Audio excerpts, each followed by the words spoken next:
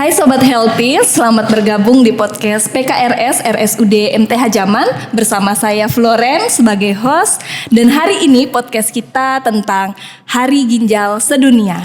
Tentu saja ini topik yang sangat menarik. Apalagi hari ini kita akan ditemani oleh narasumber yang memang pakar di bidangnya. Bersama Dr. Raden Soni Yusuf Wibisono, SPPD KGH Finasim. Selamat bergabung dokter, terima kasih karena sudah bergabung bersama kami, sudah bersedia menyediakan waktu untuk berbagi informasi dan pengetahuan kepada kami Sobat Healthy semuanya. Selamat siang Mbak Flo, selamat siang penonton sekalian. Ya. Baik dokter, mungkin dokter sebelum kita masuk ke topik kita yang sangat menarik tentang Hari Ginjal Sedunia ini dok, mungkin dokter bisa menjelaskan nih, ini kan gelar dokter panjang sekali nih. Mungkin teman-teman Sobat Healthy pengen tahu nih, apa sih itu SPPD, KGH, Finasim itu dok?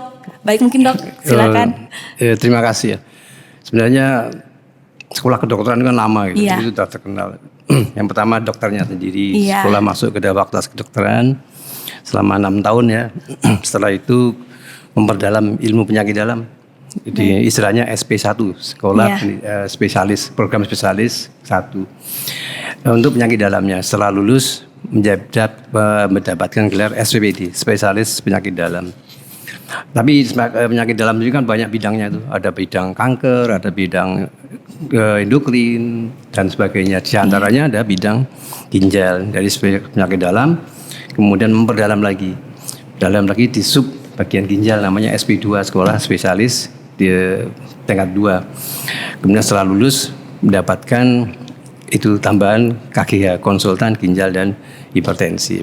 Tentang Finasim itu pengakuan aja dari Pabdi bahwa kami ahli penyakit dalam sudah mendapatkan beberapa pendidikan, mendapatkan pengalaman, praktek dan sebagainya. Kemudian dapat tambahan Finasim jadi panjang itu. Tapi, baik dokter. Ya itu. Cukup lama ya dokter sekolahnya. Iya makanya kalau pengen kaya jangan jadi dokter, kelamaan sekolah.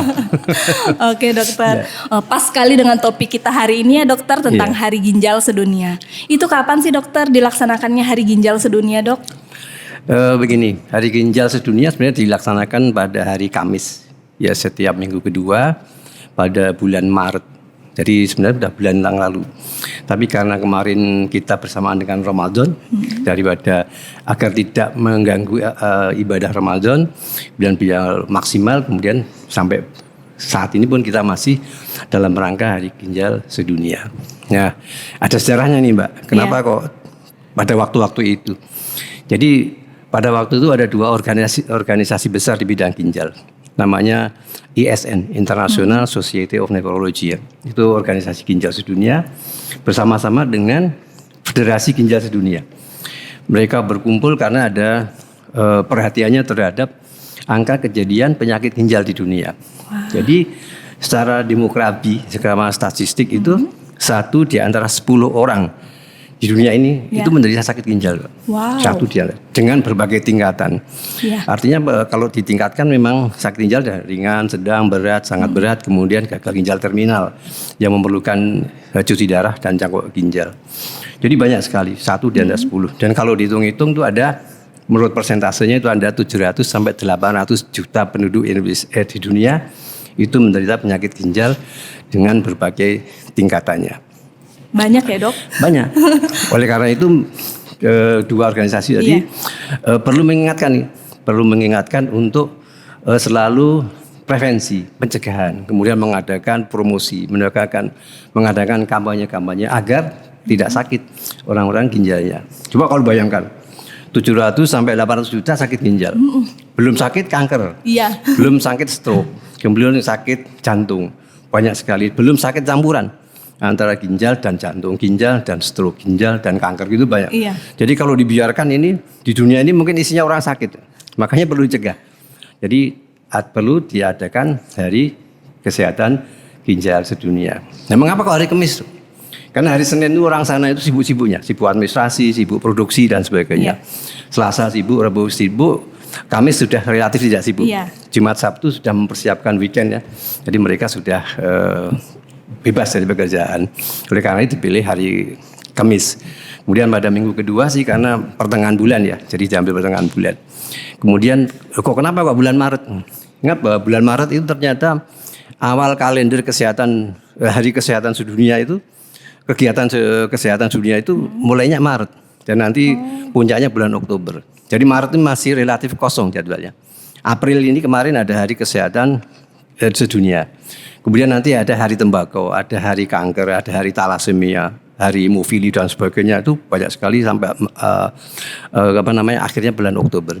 November, Desember udah musim dingin, musim Christmas, tahun baru ya. Itu udah libur mereka. Nah, bulan Maret itu udah awal musim semi, springtime ya. Jadi orang sudah mulai bekerja tapi belum maksimal. Oleh karena itu, kalau itu sudah bisa memasukkan kampanye ini. Jadi masih pilihlah bulan Maret. Jadi bulan Kamis, hari Kamis 2 minggu, tiap hari Kamis, minggu kedua bulan Maret. Dan setiap tahun ini temanya, topiknya berbeda-beda. Tema yang tahun ini intinya begini, bumi sehat, ginjal sehat. Intinya itu aja. Kalau buminya sehat, ginjalnya sehat. Kalau ginjalnya sehat, buminya sehat. Nah, begitu loh. Oke. Saya bawakan. Teruskan ya Bapak ya. Iya, enggak apa-apa, silakan dokter. Saya bawa data dari Indonesia ini. Iya, silakan. Jadi di Indonesia itu ada 718 juta ribu yang sakit ginjal. Dan yang cuci darah itu 135 ribu. Banyak sekali kan? Sekitar 19% yang cuci darah. Iya. Nah ini kalau kita refleksikan ke Kalimantan Barat yang penduduknya sekitar 5 jutaan itu, survei tahun 2025. Dan kalau statistiknya 0,38% sakit ginjal, maka di Kalimantan Barat ini ada sekitar 21 ribu pasien sakit ginjal. Nah, ada yang berobat, ada yang tidak berobat. Nah, dari yang 21 ribu ini hanya 4 ribu saja yang menjalani cuci darah. Jadi ada gapnya tinggi sekali. Dan yang 4 ribu ini tidak cuci semua. Tidak cuci semua, banyak faktor karena rumah sakit tidak ada sarana cuci darah. Ada sarana cuci darahnya, mesinnya sedikit. Ada sarannya, ada rumah sakitnya, keluarganya nggak mau cuci darah atau pasien nggak cuci darah. Banyak faktor akibatnya yang harusnya 4 ribuan itu dicuci, tidak semuanya dicuci. Jadi banyak sekali memang kita penyakit ginjal harus diperhatikan. Angkanya pertambahan setiap tahun sekitar 8 sampai 10%. Jadi tinggi sekali. Jadi hati-hati untuk sakit ginjal. Maka kita selalu kampanye agar jangan sampai sakit ginjal. Gitu. Oke dokter. Ya. Nah ginjal ini kan organ vital ya dokter di dalam tubuh kita. Ya. Ukurannya itu kan sebenarnya enggak begitu besar ya dok. Bentuknya juga seperti kacang segenggam tangan berbentuk seperti kacang ya dok. Nah dia ini organ vital, fungsinya apa sih dok, ginjal ini dok? Jadi fungsi ginjal kita cuma 2 sebenarnya. Fungsi keseimbangan dan fungsi hormonal. Apa yang diseimbangkan? 1 air, keseimbangan cairan ya. Jadi oleh karena itu kita yang sehat itu baru minum banyak tidak menjadi bengkak-bengkak, tidak terjadi tumpukan air dalam badan kita karena ada yang menyeimbangkan, dibuangkan keseimbangan air. Kemudian keseimbangan elektrolit. Misalnya kita makan pisang banyak-banyak, ya kan? Gak usah takut tuh, nggak perlu takut kelebihan kalium misalnya. Kalium kalau tinggi akan menyebabkan jantungnya gangguan denyut jantung, bisa fatal. Tapi karena ada ginjal, misalnya bisa dikendalikan, bisa dibuang. Jadi air, elektrolit, kemudian asam basa. Darah kita tuh darahnya netral, tidak asam, tidak basa karena diseimbangkan oleh ginjal. Kemudian keseimbangan racun-racun. Kalau kita makan daging, macam sembarangan ada racun-racun kan, itu tidak ditumpuk tapi dibuang oleh ginjal tadi. Jadi fungsi keseimbangan. Yang kedua fungsi hormonal. Apa saja yang diatur? Misalnya tekanan darah. Maka tekanan darah yang selalu normal, biasanya ginjalnya normal. Itu aja. Kalau waduh dok ini ginjalnya kok tinggi terus, berarti ada tekanan darah kok tinggi terus, berarti masih ada, jangan-jangan ada gangguan di fungsi ginjal karena yang mengendalikan tekanan darah sudah terganggu. Kemudian yang orang HB-nya turun terus, HB hemoglobin, dok darahnya rendah terus, harus transfusi. Kita harus berpikir, jangan-jangan ini ginjalnya terganggu. Atau tiba-tiba tulang kok patah, kropos. Nah itu jangan-jangan hormon yang berhubungan dengan pembentukan tulang juga terganggu. Mengapa terganggu? Karena gangguan ginjal. Jadi itu fungsinya. Ada 1 hormonal yang mengatur tekanan darah, mengatur HB, mengatur kepadatan tulang. Kemudian yang kedua fungsi keseimbangan. Air, elektrolit, asam basa, kemudian racun-racun dibuang. Jadi kalau kita masih sehat, semuanya aman, bisa dihandle, bisa diseimbangkan. Makanya kita perlu promosi terus prevensi terus, jangan sampai sakit. Ternyata ginjal sangat vital sekali ya dok. Iya. Baik dokter, tadi terkait dengan Hari Ginjal Sedunia ini dok, temanya kan tadi dokter udah sampaikan sekilas nih terkait dengan melindungi ginjal, melindungi bumi gitu ya dok. Nah apa sih dok hubungannya ginjal dengan lingkungan ini dok? Hubungannya ya, ini yang menarik ya. Tadinya saya bingung juga apa hubungannya bumi sama ginjal ya. Iya. Ternyata sekarang saya dari buminya dulu, ya kan? Baik. Bumi atau lingkungan. Ini yang kita perlu perhatikan adalah tentang kesehatan lingkungan.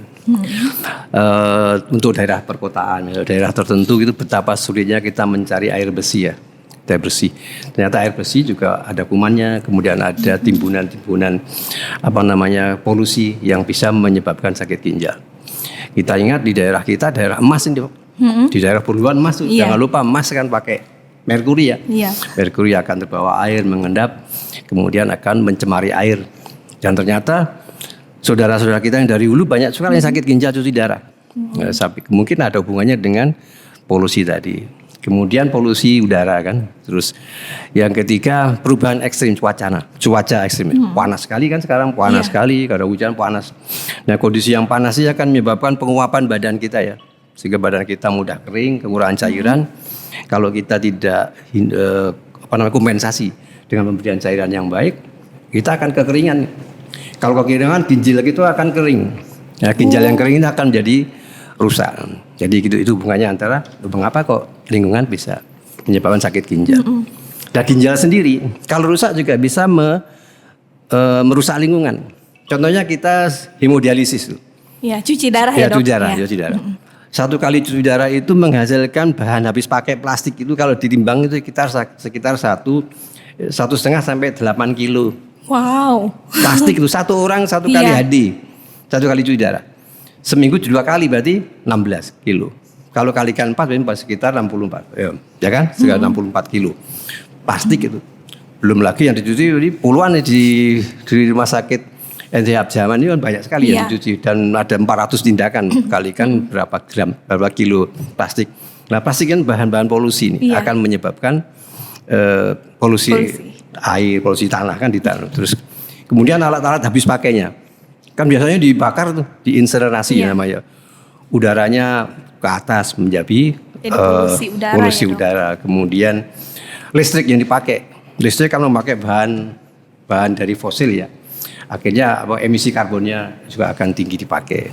Kemudian pemakaian air yang banyak sekali juga akan mengganggu lingkungan. Lalu limbah. Jangan lupa bahwa setiap kita melakukan cuci darah juga akan dibuang limbah.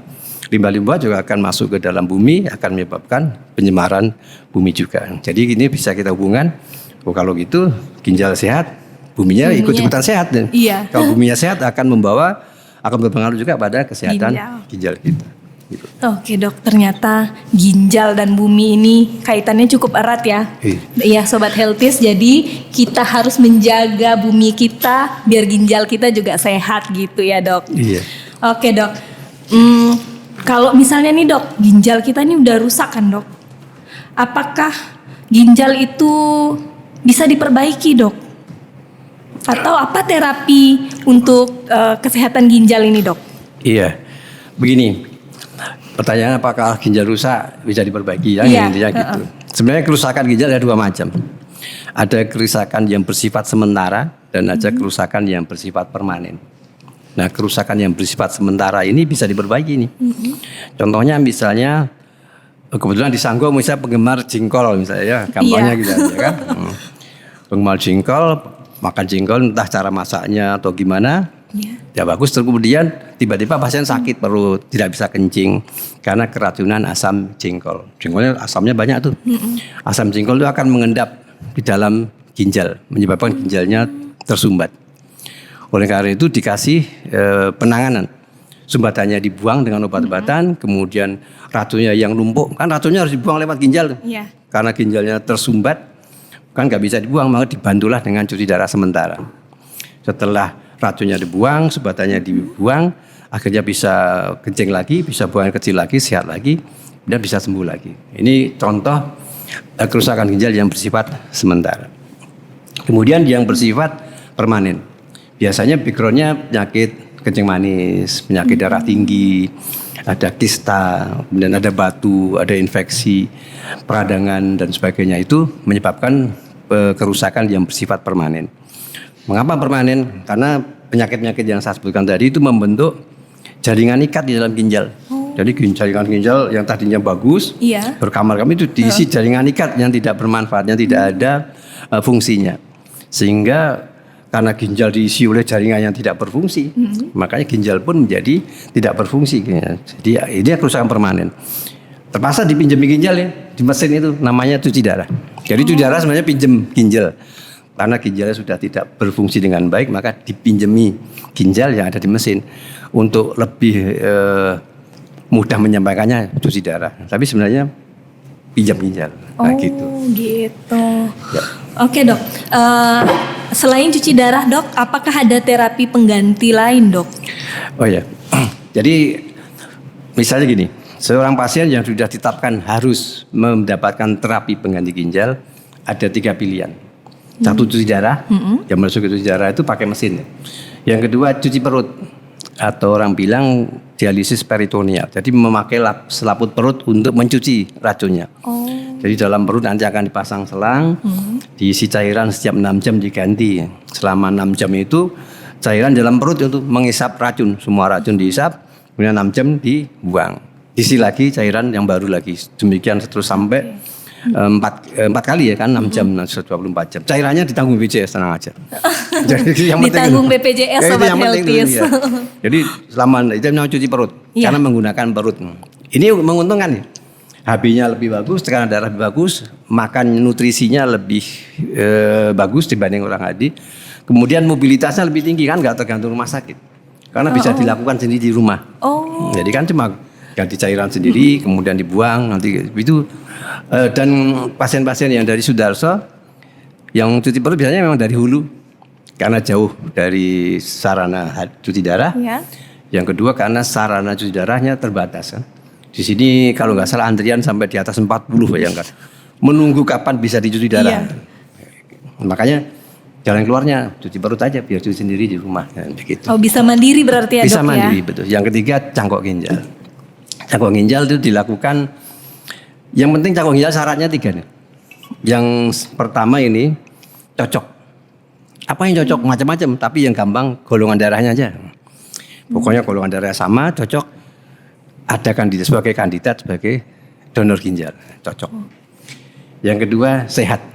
Nah, sehat berarti yang donor nggak boleh sakit-sakitan. Kalau sakit-sakitan diambil ginjalnya nanti tambah sakit, kasihan kan. Yang penting sehat. Nah, makanya sebelum menjadi donor di screening dulu, di semua diperiksa untuk diketahui apakah ada penyakit pada donor. Cocok, sehat. Yang S yang 4 ini, yang ketiga ini suka sama suka. Artinya apa? Tidak ada unsur jual beli. Jadi tadi kita ngobrol-ngobrol, dok ada yang jual ginjal, nggak boleh. Suka sama suka. Ini ada hukumnya loh nih. Makanya sebelum cuci darah ada advokasi di rumah sakit, di depan notaris, di depan orang hukum, bahwa ini tidak ada unsur jual beli karena tuntutannya berat, baik oleh dokter yang melakukan, apapun yang melakukan jual beli langsung. Jadi gitu. Jadi dok kalau jual beli ya nggak boleh pokoknya begitu. Jadi ada itu. Berarti cangkok ginjal ini di Indonesia boleh dong? Cangkok ginjal kita di Indonesia sudah sejak tahun 70-an. Ada di Jakarta, ada di Jogja, di Solo, di Semarang, di Palembang, Padang, sudah ada, di Bali juga ada. Jadi sudah sejak tahun 70-an sudah mulai cangkok ginjal di Indonesia. Berarti memang boleh ya dok, dengan syarat 3 tadi itu ya dok ya? Iya, paling enggak cara murahnya itu. Boleh, kenapa enggak boleh? Yang belum ya saya bilang belum, itu cangkok ginjal dari jenazah. Ini masih pertentangan. Kalau di barat kan orang meninggal diambil sebelum berapa jam kemudian dijangkau. Kalau kita boleh ya, karena faktor masalah etika, masalah budaya, agama dan sebagainya kan. Kita bisa bayangkan misalnya suatu keluarga meninggal, tiba-tiba datang dokter mau ambil ginjalnya kan susah juga kan. Makanya ini masih di Indonesia masih belum diperbolehkan karena masih ada pertentangan-pertentangan yang disebut. Oke dokter. Ternyata kalau ginjal rusak masih bisa diperbaiki dan terapinya tadi ada 3 ya Sobat Healthies. Ada dengan cara cuci darah, cuci perut, bahkan sampai ke cangkok ginjal. Dan di Indonesia sudah bisa dilakukan asal tadi ada 3 syarat ya dok. Iya. Oke. Kalau untuk pencegahannya bagaimana ini dok? Biar kita tidak sampai jadi sakit ginjal ini dok. Iya. Pencegahannya sudah dicanangkan oleh pemerintah di mana-mana pakai baliho. Singkatannya cerdik. Pernah baca ya? Iya. C-nya itu cek darah. Cek kesehatan secara rutin. Apa aja yang cek? 1, tekanan darah. Harus perhatikan. Tekanan darah jangan di atas 140/90. Karena menurut tolak ukur 140/90 itu batas tekanan darah. Di atas itu sudah sebutnya hipertensi, darah tinggi. Darah tinggi itu penyebab penyakit ginjal. Jadi cek apa yang dicek? Tekanan darah. Jangan sampai cek kalau nggak ngerti tensinya begitu. Yang kedua gula darah. Gula darah kalau bisa yang sewaktu tidak di atas 200, di bawah 200. Apa yang disebut dengan gula darah sewaktu? Ya sewaktu-waktu nanti Mbak turun mampir apotek atau laboratorium cek gula darah saya. Nggak ada puasa, nggak ada persiapan namanya cek gula darah sewaktu. Yang ketiga pipis, urin. Itu yang paling mudah urin. Kata orang mata jendela hati kan gitu. Iya. Ini selalu saya sampaikan. Mata jendela. Nah, kalau urin itu jendelanya ginjal. Jadi kalau pengen lihat ginjalnya bagus, ya lihatlah urinnya. Kalau urinnya bagus, biasanya ginjal juga baik. Jadi kita lihat urin bagus. Jadi tekanan darah, kemudian gula darah, urin, dan kalau misalnya agak canggih sedikit, periksa darah, kreatinin misalnya begitu. Kemudian berat badan jangan lupa diusahakan berat badan yang ideal. Tidak gemuk. Iya. Ternyata gemuk itu faktor risiko. Faktor risiko sakit ginjal. Jadi kalau dulu wah gemuk nih makmur nih, kan sehat gitu sehat. Ya, dok. Ternyata gemuk itu faktor risiko sakit ginjal. Jadi gitu. awas nanti suatu saat akan terjadi kelainan ginjal. Itu cek ya. Cek kesehatan C-nya. E-nya enyahkan asap rokok. Tidak boleh merokok. Jadi asap rokok sobat healthies. Ya. Rokok sendiri banyak sekali ribuan partikel macam-macam itu yang akan merusak selaput lendir saluran pernapasan. Jadi saluran pernapasan kita itu kayak aspal tuh, licin gitu. Tapi begitu kena asap rokok menjadi lecet tuh, menjadi lubang gitu. Kita tahu sendiri kalau aspal itu berlubang kan semua bisa masuk, bisa nempel, sampah bisa. Sama juga saluran napas kita karena asap rokok itu nanti akan banyak luka-luka. Jadi banyak melekat situ, ada polusi masuk situ, kuman masuk situ sehingga mudah terinfeksi, mudah komplikasi lainnya. Ya, apa? Yang lebih lucu lagi nih, ternyata asap rokok itu komposisinya lebih banyak berbahaya daripada asap knalpot. Oh iya, jadi kalau pengen merokok, ngisap-ngisap ampal knalpot. Ya, tapi knalpot bisa mematikan, iya karena jumlahnya banyak. Coba sedikit-sedikit sama-sama dengan rokok kan sedikit-sedikit akumulasi. Knalpot itu berbahaya kan langsung banyak. Tapi kalau sedikit-sedikit seperti rokok ya mungkin tidak terlalu berbahaya. Jadi masalahnya akumulasi dan tidak. Jadi komposisinya knalpot CO2, timbal dan gitu-gitu kan. Ya itu ada di rokok semua, sama jadi gitu. Jadi kalau Mbak merokok, enggak dong enggak bagus. Deket-deket knalpotnya sama aja itu. Jadi nyahkan asap rokok ya. Cek K-nya apa ya? Cerdik ya. CR, R-nya apa? Cerdik. R-nya apa? Rajin olahraga. Rajin berolahraga. Rajin berolahraga pandai Mbak. Rajin berolahraga. Olahraganya apa? Olahraga yang murah aja. Olahraga yang murah adalah olahraga yang ada dengan modal yang kita miliki. Itu olahraga yang paling murah. Jadi penjabarannya begini. Kalau saya punya sepatu, ya olahraganya pakai sepatu itu. Jalan kaki, lari pagi kan gitu kan. Kalau saya punya sepatu kok pengen treadmill, jadi mahal olahraganya.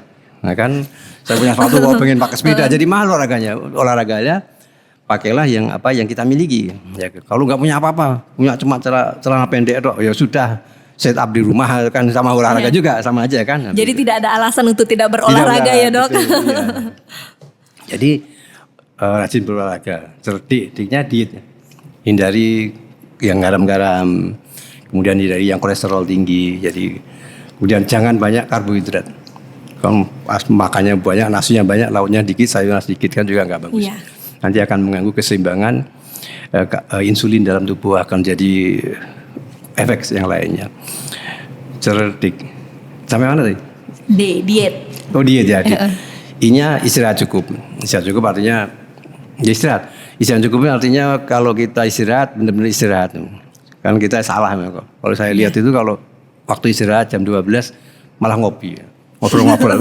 Bukan istirahat malah bukan istirahat. Artinya malah menimbulkan stres baru, stresan baru. Kemudian yang K-nya kelola stres. Kelola stres saya gimana cara kelola stres? Itu kan kalau mobil ada mereknya Wuling ya. Iya, Wuling. Kan? Kelola stres pakai Wuling juga. W-nya kelola waktu. Jadi artinya apa? Artinya kita sudah bisa memprioritaskan waktu mana yang kita pakai dulu kan. Ya. Saya misalnya hari ini saya prioritasnya podcast hari ini. Lalu yang lainnya waktu lainnya kita sisirkan. Jadi kita dulukan kelola waktu. Kemudian urusan mana yang kita dulukan. Jangan urusan yang remeh-remeh kita dulukan, nanti yang berat, yang penting malah kita belakangan nantinya keteteran, video stres juga. L-nya kelola lingkungan. Kadang-kadang kita tinggal di lingkungan yang toksik ya. Kadang-kadang misalnya gitu kan. Ya kan ada dua kemungkinan kita adaptasi atau ikut-ikutan. Yang paling tepat kan kita adaptasi, kemudian kita bisa mengelola diri itu ke lingkungan. Kemudian Wuling yang satunya super, artinya apa? Menikmati, mensyukuri apa yang kita miliki. Jadi kelola stresnya itu. Jadi cerdik, cek kesehatan, hindari rokok, rajin olahraga, diet, dan kelola stres. Istirahat cukup dan kelola stres. Cerdik itu penting. Cerdik. Cerdik. Oke dok, ini juga nih dok, teman-teman sobat healthies nih pasti sering nongkrong nih dok. Zaman sekarang teman-teman ini paling senangnya nongkrong. Tadi jam istirahat mungkin ngopi ya dok. Iya. Nah itu dok, kopi, teh atau boba-bobaan itu dok, apakah itu berbahaya untuk ginjal kita dok? Iya. Kopi dalam jumlah sedikit itu katanya baik loh, akan memperbaiki insulin jadi peka gitu. Tapi kalau dalam berlebihan justru akan meningkatkan nadi, akan meningkatkan tekanan darah. Hati-hati, kalau tekanan darah meningkat akan komplikasi ke ginjal, karena ginjal paling nomor 1 penyebabnya tekanan darah. Kemudian yang manis-manis, makan fast food. Biasanya kan kalau nongkrong masih ada fast food kan? Itu ada MSG, monosodium glutamat, ada micinnya. Itu juga tidak bagus untuk kesehatan. Belum lagi kalau ngumpul masih ngerokok kan. Tadi saya sebutkan asap rokok masih kan ngobrol-ngobrol. Kemudian selain makan yang minum, lingkungan juga mungkin topik pembicaraan juga. Yang bikin stres, bikin tegangan malah tambah stres lagi. Kalau tadinya santai malah jadi stres. Jadi malah itu juga berpengaruh pada kesehatan. Artinya ya boleh aja ngobrol, tapi ngobrol yang penting ya kan, yang apa istilahnya kalau dosen saya dulu, kalau kita ngobrol yang mempunyai daya ungkit, yang mempunyai produktif ya. Jadi ngobrolnya yang produktif. Jadi mungkin lebih bermanfaat daripada kita nongkrong. Nanti malah efeknya tadi tuh, kopinya banyak, rokoknya, kemudian makanan yang dimakan, kemudian lingkungan yang kita berada waktu kita nongkrong tersebut. Iya. Oke dok, terus ini juga nih dok, ini kita di daerah Sanggau ini dok, ini sebentar lagi nih memasuki masa-masa gawai, dimana biasanya di gawai itu dok kita minuman tradisional lah dok, entah itu tuak atau mungkin teman-teman yang biasanya nongkrong itu mengkonsumsi alkohol. Nah gimana ini dok? Sedangkan di satu sisi ini tuak ini kan minuman tradisional ya dok. Apakah itu nanti berbahaya dok untuk ginjal kita ini dok? Gini, alkohol itu ternyata langsung lewat ginjal. Jadi kita minum, diserap, kemudian akan tadi saya sampaikan di depan kalau ginjal itu sebagai fungsi keseimbangan kan. Jadi ketika ada racun-racun dalam alkohol masuk darah oleh badan dibaca ini, ini apa? Sesuatu yang aneh, maka dibuang oleh ginjal. Nah ketika melewati ginjal itu jaringannya kecil-kecil, selnya kecil-kecil, banyak sekali dan sangat peka dengan alkohol ini sehingga mempercepat kerusakan dari struktur ginjal.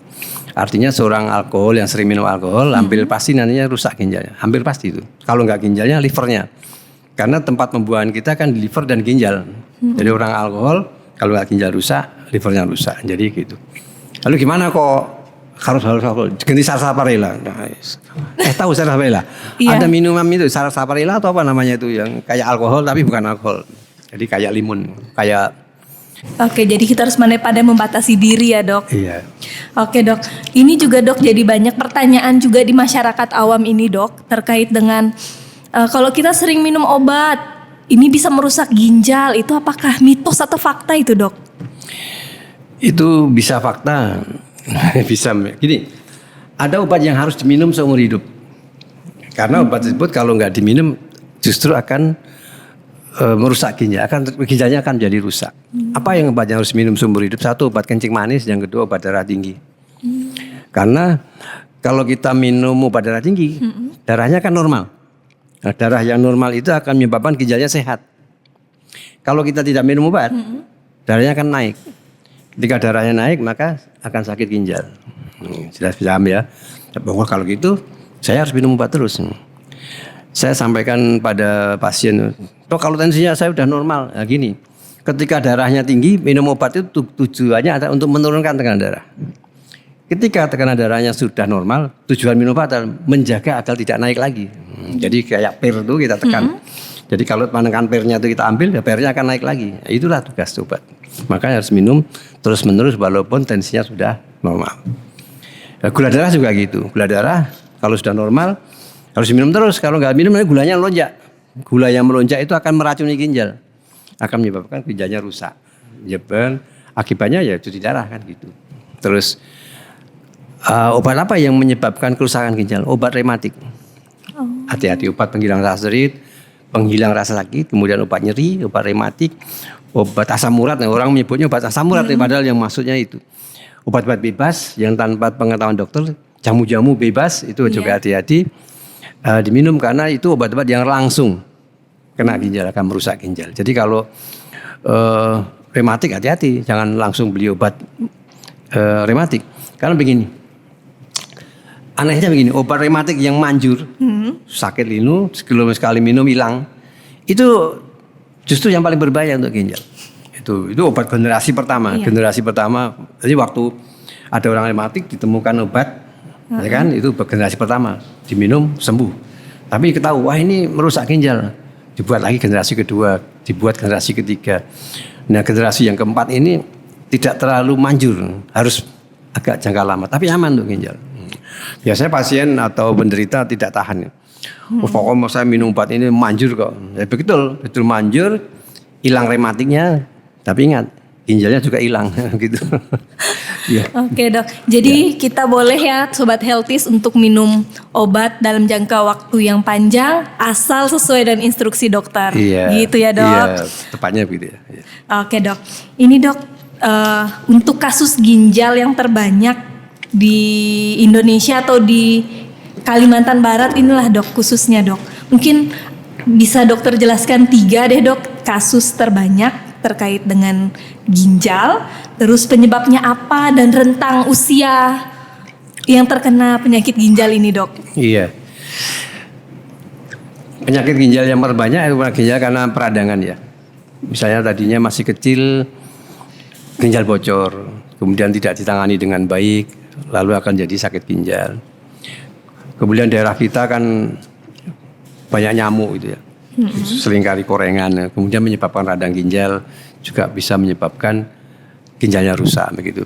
Jadi ranking pertama itu yang karena peradangan ya. Dan yang kedua karena batu, karena infeksi, kemudian karena kista dan sebagainya, itu ranking. Kemudian penyebabnya apa tadi? Yang pertama, penyebab yang paling pertama itu darah tinggi, yang kedua kencing manis. Terus baru yang ketiga tadi saya sebutkan tadi, itu peradangan. Yang keempat ada infeksi, ada kista, kemudian ada batu, lalu ada trauma misalnya kena pukul, terus karena faktor lain, minum alkohol misalnya, atau keracunan, biasanya itu penyebab-penyebabnya. Oleh karena itu kita harus jaga ini. Mengapa kok kasus kita ginjal nggak pernah turun? Karena penyebab utamanya nggak turun-turun, darah tinggi dan kencing manis, ya kan? Apabila darah tinggi dan kencing manis ini bisa dikendalikan, niscaya penyakit ginjal juga bisa dikendalikan karena penyebabnya itu. Kalau itu masih tinggi berarti ginjal juga masih tinggi, gitu ya. Jadi itu penyebabnya. Terus apalagi bertanya? Rentang usianya, Dok. Rentang usia. Ternyata sakit ginjal itu tidak mengenal usia. Ya. Anak kecil juga bisa. Saya 2 bulan ya atau 1 bulan yang lalu mencuci darah umur 8 bulan. Ya, masih di bawah 1 tahun. Ya. Karena penyakit bawaan. Karena bawaan bisa menyebabkan ginjal. Terus ada yang anak-anak umur 6 sampai 9 tahun itu karena kebiasaan minum minuman saset. Hati-hati, ya kan, misalnya minum saset yang energi itu kan, ya, saya nggak sebutkan mereknya nanti kena protes. Ya, hati-hati kalau Mbak punya anak kecil, jangan dibiarkan beli makan-makan di kelas, di sekolah tuh yang enak sekali gurih itu. Apa itu nggak tahu namanya tuh banyak sekali biasanya di depan sekolahan ada, dirubung. Saya pernah merasakan kok apa enak, enak sekali memang, tapi gurih sekali. Kenapa gurih? Ternyata MSG-nya micinnya tinggi. Hati-hati, itu akan menyebabkan efek yang buruk terhadap kesehatan. Lalu usia-usia produktif kan banyak faktor ya. Karena stres, karena penyakit yang baru, di kencing manis muncul, kegemukan. Lalu pada usia tua memang faktor risiko untuk sakit ginjal. Jadi semua usia bisa kena ginjal, bisa berkesempatan sakit ginjal. Oke, Dok. Tapi hati-hati, karena Mbak wanita ya, hati-hati memakai obat-obatan atau suntikan untuk mempercantik diri. Karena itu saya ketemu 3 kasus ini. Iya, Dok. Yang sekarang masih ada saya cuti itu juga gitu, memberikan suntikan apa biar kuntiknya kencang, biar glowing gitu ya, Dok. Biar glowing itu. Akhirnya itu darah, mau ngobrol-ngobrol apa tadi, kenapa kok sakitnya kok bisa gini, apa kebiasaan. Ternyata ini saya suntik ini. Berarti gitu, memang glowing sih. Memang kenceng, tapi ginjalnya juga kenceng, sakit juga. Iya, gitu. Kalau obat langsing, Dok, gimana, Dok? Obat langsingnya apa? Olahraga? Kalau olahraga malah bagus ya, Dok. Iya. Tapi kalau mengkonsumsi obat-obat tertentu untuk melangsingkan diri gitu, Dok? Contohnya apa? Contohnya apa misalnya? Beliau ini mengkonsumsi seperti jamu, saya juga enggak tahu sih mereknya apa, untuk melangsingkan diri. Tapi memang langsing, Dok. Tapi tidak lama dari itu beliau terkena diabetes, terus tidak lama cuci darah, Dok. Iya. Dan dari cuci darah itu, Dok, tidak lama, Dok. Akhirnya dipanggil Tuhan. Ya sudah, berarti kan ketahuan bahwa obat langsing bisa aja menyebabkan efek samping. Mungkin karena gini, kekurangan energi ya, kekurangan energi maksud saya. Kekurangan energi kan pada ginjal kita juga butuh energi ya. Tapi kalau kekurangan energi, kekurangan aliran darah ke dalam ginjal akan menyebabkan ginjalnya rusak juga. Kemudian yang kedua, obat langsing biasanya menekan nafsu makan. Iya. Ya kan, karena minum obat itu menjadi nafsu makan menjadi hilang.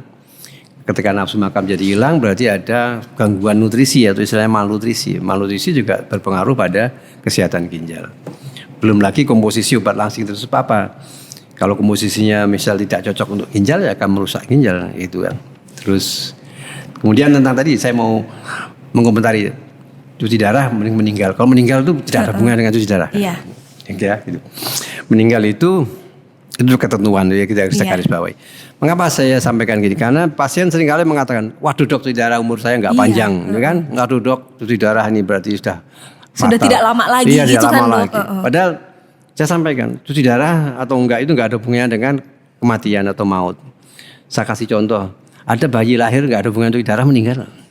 Ada anak muda masih sehat, besok meninggal, nggak ada cuci darah sama sekali. Tapi ada juga pasien sudah sepuh, cuci darah sudah puluhan tahun, kok masih sehat-sehat saja. Artinya cuci darah tidak ada hubungannya dengan kematian. Cuci darah tadi saya sebutkan hanya meminjam ginjal.